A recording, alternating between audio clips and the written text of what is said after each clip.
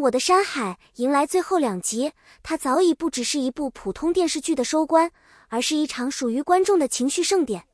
收视率峰值冲破 3.4%，2集平均达到 2.81%， 强势登顶今年 CCTV8 黄金档第1的位置。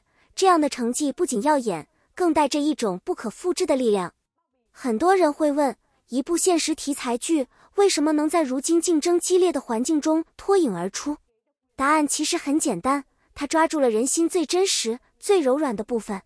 在短视频泛滥、快节奏消费内容的时代，我的山海却反其道而行，用细腻缓慢的叙事方式，一点一点渗透进观众的内心。它没有刻意制造狗血冲突，也没有依赖浮夸设定，而是用真实的情感积累，让观众在不知不觉中深陷其中。当最后2集播出时，观众的情绪早已被铺垫到极致，一切爆发都显得顺理成章。这一刻的封神并不是偶然，而是整部剧长期积累的结果。它证明了一件事，真正打动人的从来不是噱头，而是共鸣。我的山海的故事表面上讲述的是一个女性在城市与故乡之间的选择，但更深层，它其实是在讲人如何面对自己的人生。山象征着责任、束缚与现实，海则代表自由、未知与梦想。女主站在两者之间，就像每一个在人生十字路口徘徊的普通人。她的每一次选择都不是轻松的决定，而是经过无数挣扎与自我怀疑之后的结果。她曾试图逃离，也曾试图妥协，但最终她发现真正无法逃避的其实是内心的声音。剧情没有用激烈的戏剧冲突去推动，而是通过一个个细节让观众逐渐理解她的处境。正因为如此，这个故事才显得格外真实。观众看到的不只是一个角色的经历，而是自己的影子。我们或许没有站在山与海之间，但我们都曾在现实与理想之间反复拉扯。我的山海最厉害的地方在于它没有给出标准答案，而是把问题抛给观众，如果是你，你会怎么选？在如今许多影视作品中，完美女主似乎已经成为一种套路，但我的山海却大胆地打破了这种设定。女主并不完美，她会犹豫，会退缩，会在关键时刻做出并不理想的选择。正是这些不完美，让她变得无比真实。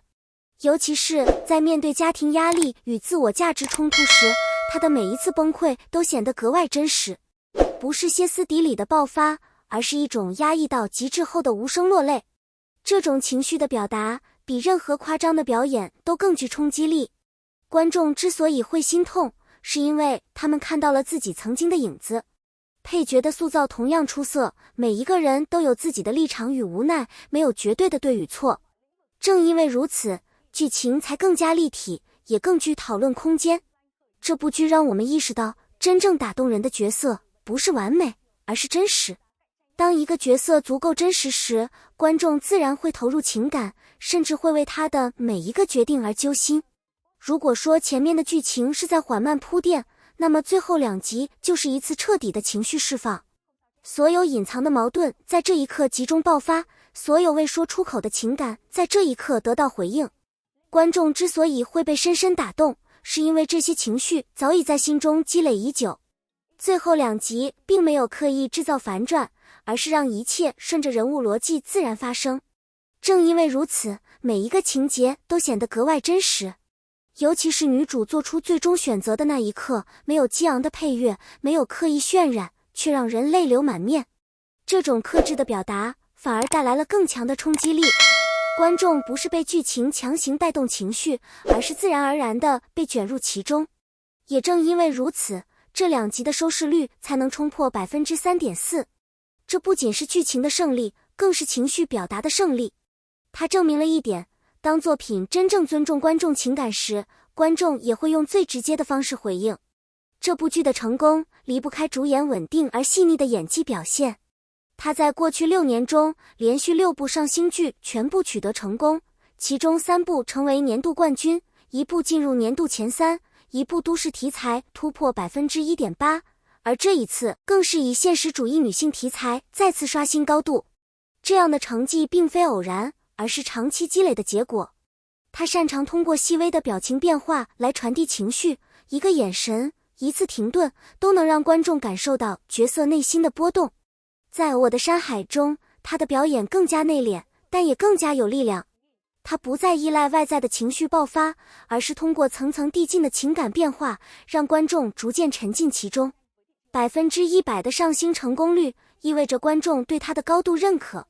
这不仅是一种实力的体现，更是一种信任的建立。观众相信，只要是他出演的作品，就值得一看。近年来，女性题材作品层出不穷，但真正能够引发深度讨论的并不多。我的山海之所以特别，在于它没有简单的塑造强大女性，而是展现了女性在现实中的复杂处境。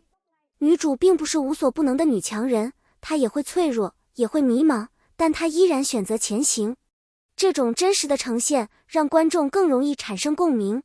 这部剧探讨的不只是个人成长，还有家庭关系、社会期待以及自我价值之间的冲突。